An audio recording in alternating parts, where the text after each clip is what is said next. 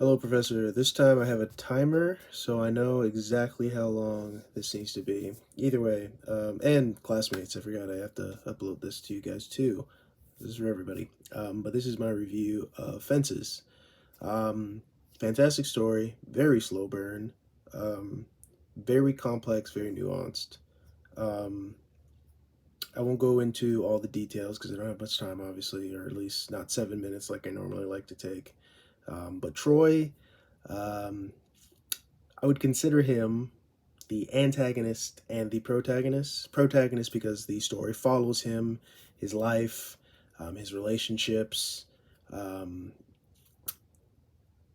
his death, which is what this story is really all about. Um, a personal perspective on Troy. Troy is pardon my French here, but a bastard. He's a real. I've met many Troys in my personal life. He's the kind of person who is quick to convince others of why he's right without taking the time to convince himself whether or not he's right. But at the same time, this person, this staple in their lives, um, despite all of his shortcomings, he meant a lot to them. Um, and growing up as a young black male, I can understand that story because I had a lot of those figures. My father had that figure in his life, and his father, I mean, hearing those stories and seeing how Troy treated his sons, that was something I could relate to personally.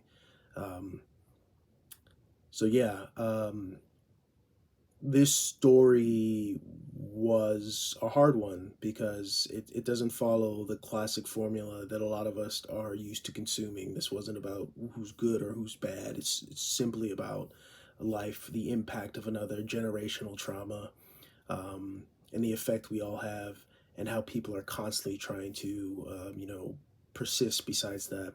I kept thinking about the entire idea of fences and how that related to this story.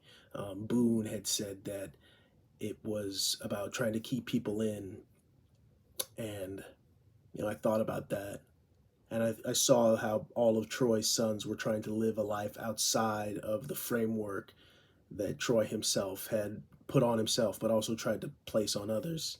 Um, this life that he had created, despite him letting it all fall apart, falling outside of that fence, um, when he had a child outside of marriage. Um, yeah, yeah. This was a good story. It was a good story. Troy's I don't good guy, bad guy. He's human.